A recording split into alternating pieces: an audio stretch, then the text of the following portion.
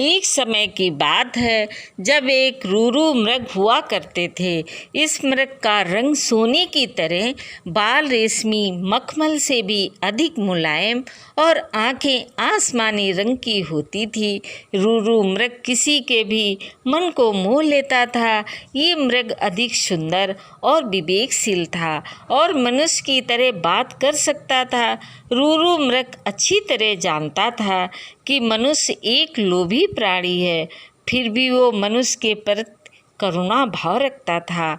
एक दिन रूरू मृग जंगल में सैर कर रहा था, लेकिन तभी वो किसी मनुष्य के चिल्लाने की आवाज़ सुनता है। जब वो मौके पर पहुंचता है तो उसे नदी की धारा में एक आदमी बहता हुआ नजर आता है। ये देख मृग उसे बचाने के लिए नदी में कूद पड़ता है और डूबते व्यक्ति को उसके पैर पकड़ने की सलाह देता है, लेकिन वो व्यक्ति उसके पैर पकड़कर मृग के ऊपर ही बैठ जाता है।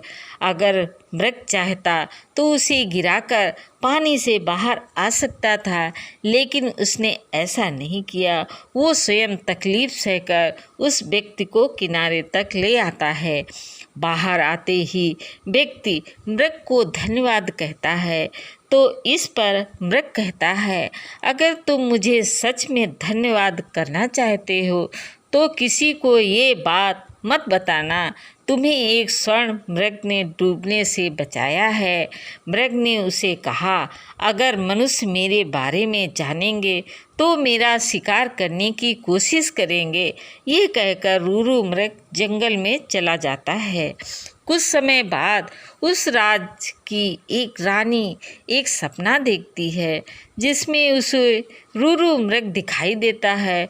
रूरू मृग की सुंदरता को देखने के बाद रानी उसे अपनी पास रखने की लालसा करने लगती है। इसके बाद रानी राजा को रूरू मृग को ढूंढ कर लाने के लिए कहती है। राजा बिना देरी किए नगर में ढिंढोरा पिटवा देता है कि जो कोई भी रूरू मृग को ढूंढने में मदद करेगा उसे एक गांव और 10 सुंदर युक्तियां इनाम में दी जाएंगी। राजा की ये सूचना उस व्यक्ति तक भी पहुंचती है जिसे मृग ने बचाया था। वो व्यक्ति बिना समय गंवाए राजा के दरबार में पहुंच जाता है और रूरू मृग के बारे में राजा को बताता है। राजा और सिपाही सहित उस व्यक्ति जंगल की ओर चल पड़ता है। जंगल में पहुंचने के बाद राजा के सिपाही मृग के निवास स्थान को चारों तरफ से घेर लेते हैं। जब राजा मृग को देखता है तो खुशी से फूले नहीं समाता, क्योंकि वो मृग बिल्कुल वैसा ही था जैसा रानी ने बताया था। मृग चारों ओर से सिपाही से घिरा हुआ था और राजा उस पर बाण साधे हुए था, लेकिन तभी मृग राजा से मनुष्य की भाषा में बात कहता है, हे राजन, तुम मुझे मार देना, लेकिन पहले ये जानना चाहता हूँ कि तुम्हें मेरी जगह का रास्ता किसने बताया। इस पर राजा ने उस व्यक्ति की ओर इशारा किया जिसकी जान मृग ने बचाई थी। उस व्यक्ति को देखकर मृग कहता है, निकाल लो लकड़ी के कुंदे को पानी से, न निकालना कभी एक अकृतज्ञ इंसान को।